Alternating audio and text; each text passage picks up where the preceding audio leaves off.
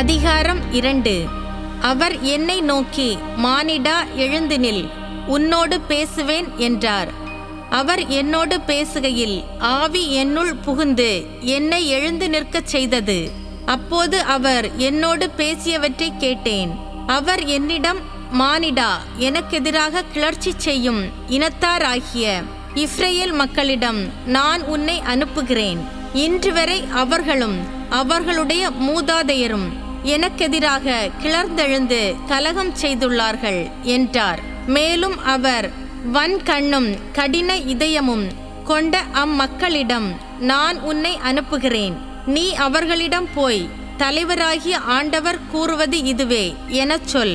கலக வீட்டாராகிய அவர்கள் செவி சாய்த்தாலும் சாய்க்காவிட்டாலும் தங்களிடையே ஓர் இறைவாக்கினர் வந்துள்ளார் என்பதை அறிந்து கொள்ளட்டும்.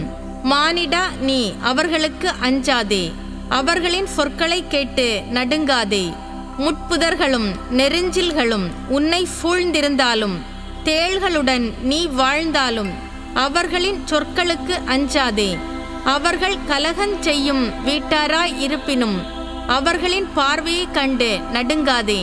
அவர்கள் செவி சாய்த்தாலும் சாய்க்காவிட்டாலும் நீ என் சொற்களை அவர்களுக்கு எடுத்துக்கூறு.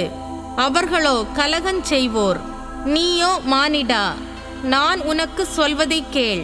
அந்த கலக வீட்டாரைப் போல் நீயும் கலகம் செய்வோனாய் இருந்து விடாதே.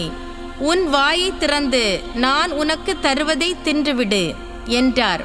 அப்போது என்னை நோக்கி ஒரு கை நீள்வதை கண்டேன். அதில் சுருளேடு ஒன்று இருந்தது. அவர் அச்சுருளேட்டை என் முன் விரித்தார். உள்ளும் புறமும் எழுதப்பட்டிருந்த அதில் கதறல்களும் புலம்பல்களும் கேடுகளும் எழுதப்பட்டிருந்தன.